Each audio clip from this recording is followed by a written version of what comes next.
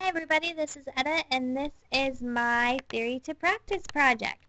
First off, we'll talk about my educational experiences. My education has been consistently more teacher-centered than student-centered, and this behavioralistic approach worked well with some students. I was kind of borderline, and I noticed there were a lot of students that it didn't work out so well with. My most influential teachers inspired me to take ownership and direction within my learning.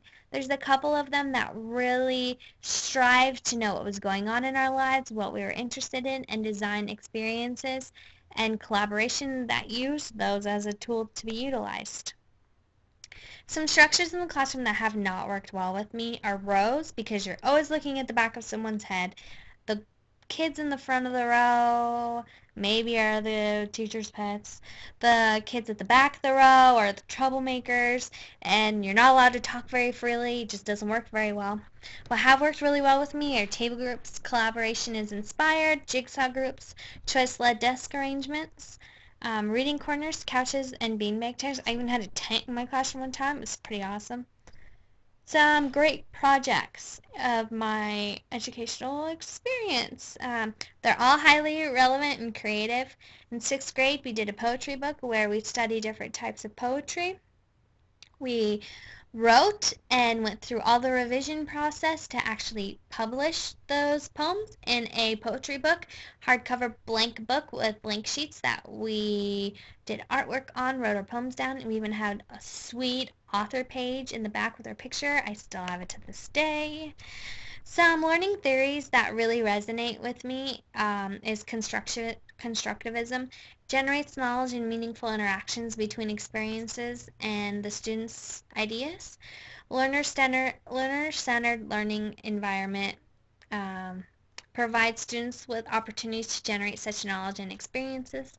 It's not specific in pedagogy, but leaves room for students to design experiences for students. And I feel like this is where humanism comes in, because sometimes students need a little bit of motivation to construct this knowledge, and I think that that helps.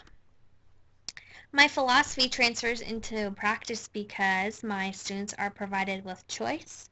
You only get out of an experience what you put in, and I feel that students need to understand that I know that they carry in knowledge and experiences from their life into the classroom, and I need to know those things, and I need to be able to provide support for them to construct knowledge, maybe address misconceptions they have about things, so that they can get as much out of school as they possibly can.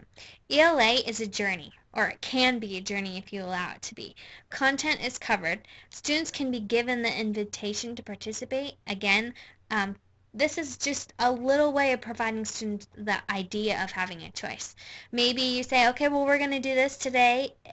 You can join us, or you can choose to be uninvited. It all comes up to what the student wants to do.